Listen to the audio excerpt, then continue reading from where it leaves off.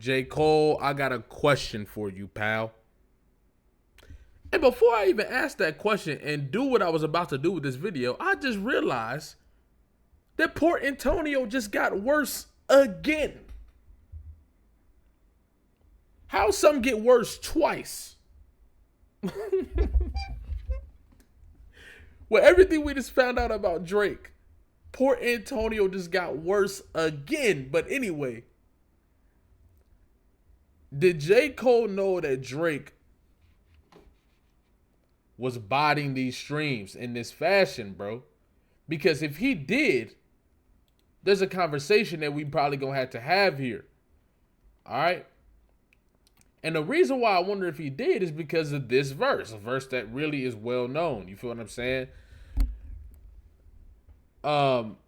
J. Cole goes on to say, how many faking their streams, getting their plays from machines, I can see behind the smoke and mirrors, people not really, how much time we in? I can't say that yet. People, how many big as they seem. I never say anything. Everybody got their thing. Some people make millions. Other people make memes. Interesting. Who could he possibly be talking about here? He's on a song with 21 Savage. All right. Young Thug just had that phone call where he's talking about buying number ones. You feel me? Don't forget that phone call, because that's a part of a huge conversation. That's a part of all this thing coming together. Right? We just finding out that Drake has billions of fraudulent streams, allegedly. Right? He could have been addressing an entire conglomerate. He could have been addressing an entire conglomerate. Okay? And that's what it seems like here. That these are shots at all of those people, because they clearly were all using the same plug to get these bots. And it makes sense because they always end up on the same song. But that's why we call them the government mandated features. The government mandated features, where 21 Savage drop an album, and here come Young Thug, Lil Baby, Drake, boom, boom. Drake drop an album, 21 Savage, Young Thug, Lil Baby, fucking, you know what I'm saying? Like, Sexy Red, the government mandated features that are always on the same albums. It makes a lot of sense why they would be on the same album and getting the same plugs and blocking people from hitting certain numbers or hitting certain spots on the charts. That's crazy, bruh. So if J. Cole is addressing them, hypothetically, I feel like it's obvious as day, but let's say hypothetically, he's addressing them. This means he knows what was going on. I mean, it's as clear as day. He's saying it. He knew what was going on. Okay? And then even when he starts getting into, I've been playing it back from a lack of promotions. I never was one for the bragging and boasting. I guess I was hoping the music would speak for itself, but the people want everything else. And then he talks about he on everybody album, and then people are scared to rap with him. Like, he talking about a lot. And this part right here doesn't seem like he's just saying it to say it. It seems like he knows exactly what's going on. I feel like that's fair to say. Now, if that's fair to say, right? There's no way you didn't know about Drake. There's no way you didn't know that Drake was botting. There's just no way possible, bro. There's no way he didn't know Drake was botting. And if he knew Drake was botting and made that verse, but then still went on tour with Drake, still did the whole like 2-man weave thing they was doing, I don't know what was going on there. That whole campaign, then really it's like, bruh, why are you going on tour with Drake then? And then not only why are you going on tour with Drake, why are you leaning, and this is where we get into Port Antonio, why are you also leaning in favor of Drake when you are one of the people, the main people that could steer the narrative of what was going on? I think J. Cole knew exactly what he was doing. Like, he was really stamping a stick in the ground, like, for his claim of history of that moment.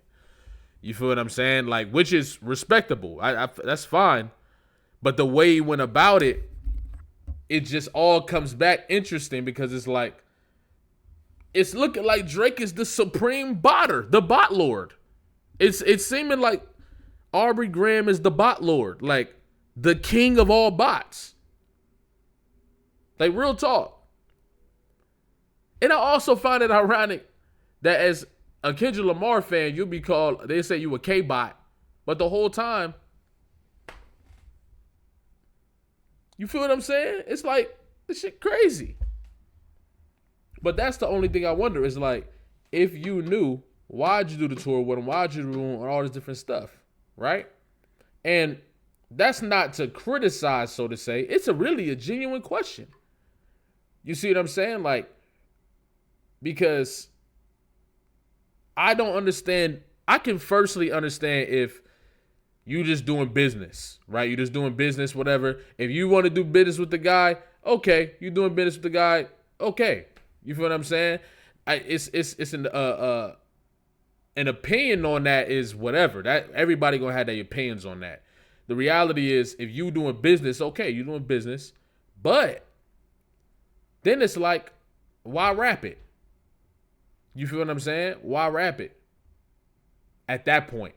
And I don't think that's a criticizing a character or nothing. I'm just genuinely curious. Why rap it then? You feel what I'm saying? And even then, even if it's just because you're doing business, why turn around, right?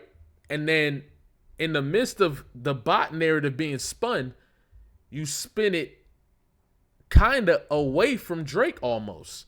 Like, not within his words, but you guys understood the direction and the goal of Port Antonio. It was to get back in good graces with Drake without uplifting Kendrick and really amplifying a bot. I think he was attempting to amplify the bot narrative against Kendrick Lamar at that time. 100%. So from that perspective, it's like, why do all that when you know Drake is the bot lord? You feel what I'm saying? That's where I'm like, that's crazy. I think that's crazy.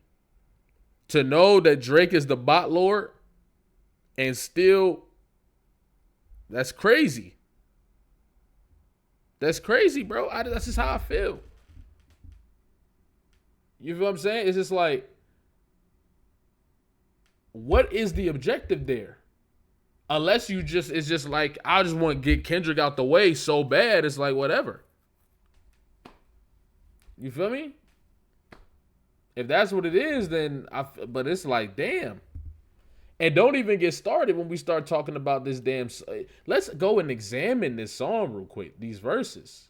Y'all know the verse I always go to. I just didn't think that this could get worse.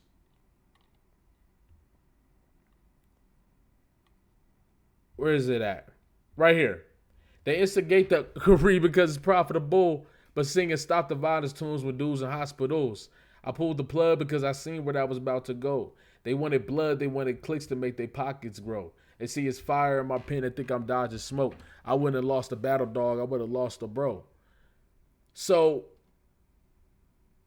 the crazy thing right here is how he's attempting to paint the situation as if this is something that's going on between the both of them, right? That is strictly about getting money and making clicks.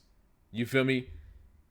Really trying to spread that narrative and make it solidify used through this song, which then drags you to the bot narrative, right? He said, and what a gain, the foe and all for what? Just to attain some more props to strangers that don't got a clue what I've been able for. Since the age of 14, Jermaine is no king. If that means I got to dig up dirt and pay the whole team of algorithm bot just to sway the whole thing on social media competing for your favorable memes, right? And then directly going into to be considered best alive arrest the weight of both things. I understand the thirst of being first that made them both swing. Like, saying it right here right after the bot thing and then addressing them directly in that way, you are making it seem like on an even playing field, bots are being sent back and forth.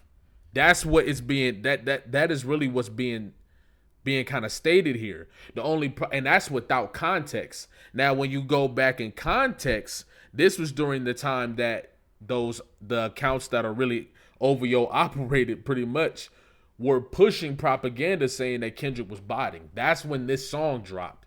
So in the future, people will look at this song with a little more credibility because they don't have the context. The context states, right, that he dropped this in the heat of the moment that Kendrick was getting bot allegations, right? Now, when we spin back, he then goes and only shows love to Drake. Yo, Drake, you'll always be my boom, boom, boom. Really didn't even give Kendrick any of that same energy for real.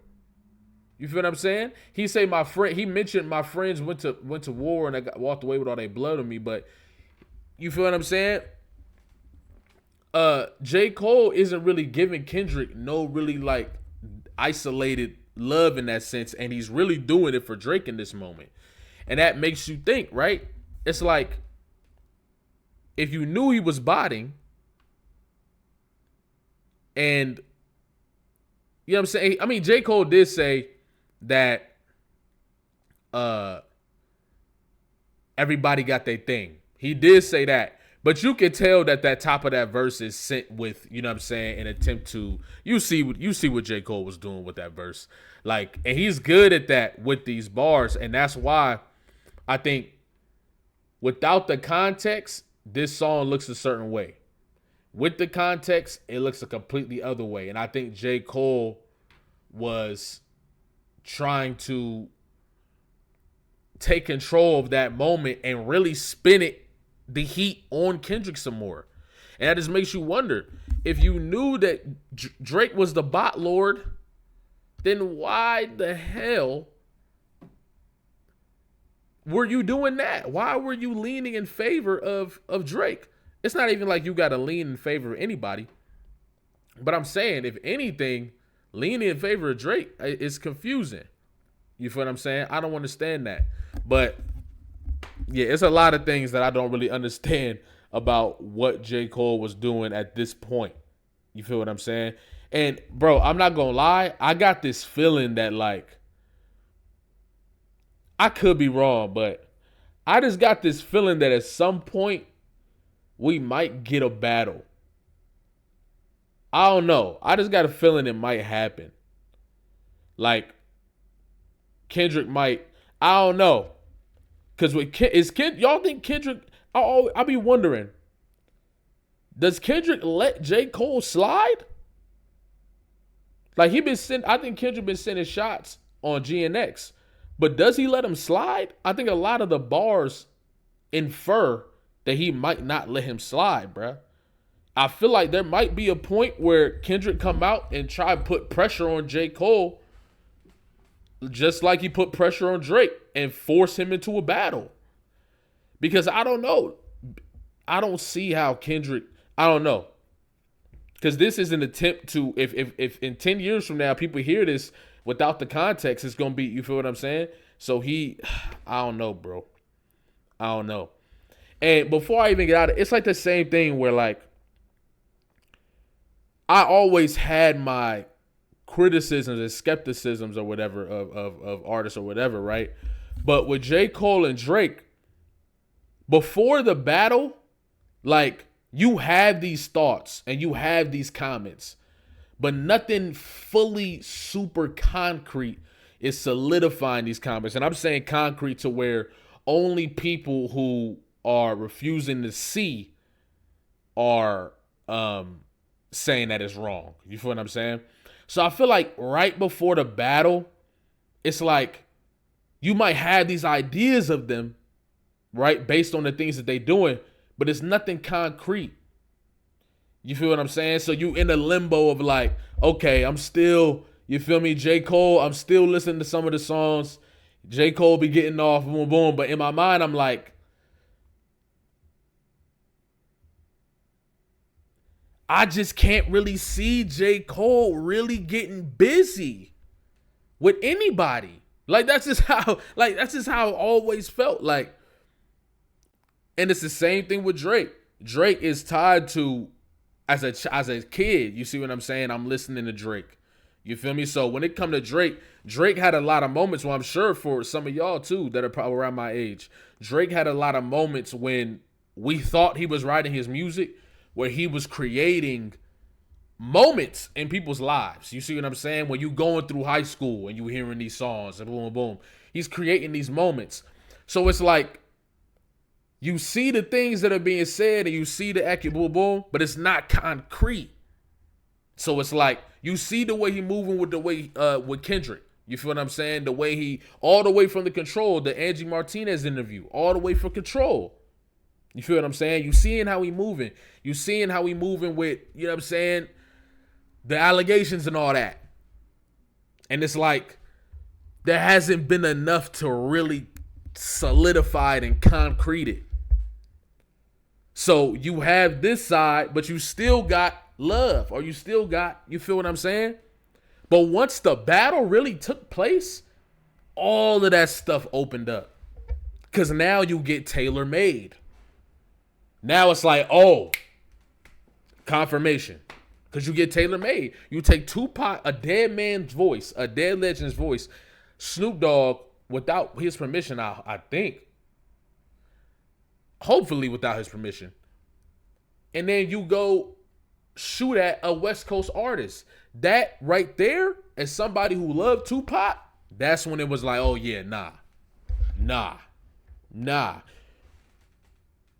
And Kendrick following up with Euphoria and saying all this, it was like, boom. That's all like this is exactly how I've been feeling. And I think that's what Euphoria was about.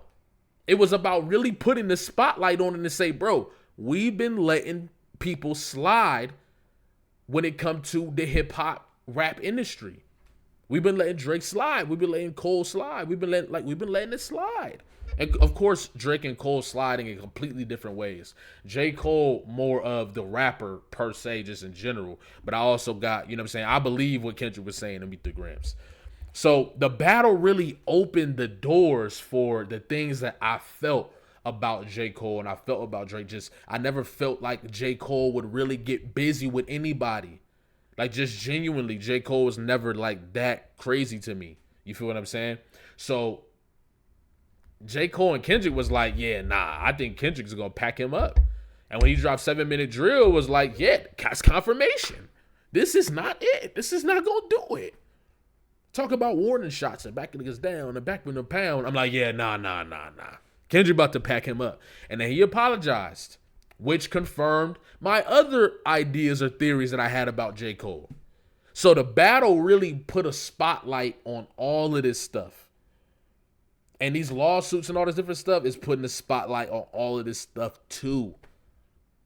And it's just making the things that we thought, but people didn't really like lock in on, be put in like, oh, okay, I see how people can be blinded by the situation and without the context and without the validity.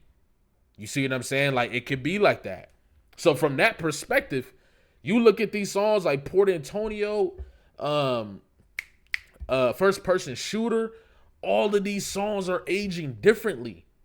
And it opens up the exact things that Kendrick is talking about in Euphoria and Not Like Us. And that's how you effectively battle. Kendrick, up and down, battled extremely well. And the battle is mostly why we start asking questions like this. If the bots thing was such an issue, right? Then why are you going on tour with Drake? And that's cool, right? But even then, spinning the narrative in Drake's favor and in Kendrick's disadvantage, that's when it's like, okay, now we got to figure something out, bro. But yeah, anyway, this just turned into a rant video. So appreciate all y'all if y'all still here. Like, comment, subscribe, especially if you're new here, especially if you've been here. I'll put the Discord in the comments. Once again, pull up to the Discord.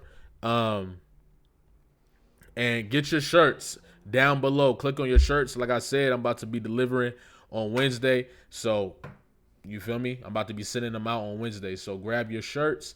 Yeah, it's about to get surgical shirts. I appreciate y'all, all the love and support. You feel me? And I'm going to catch y'all, man.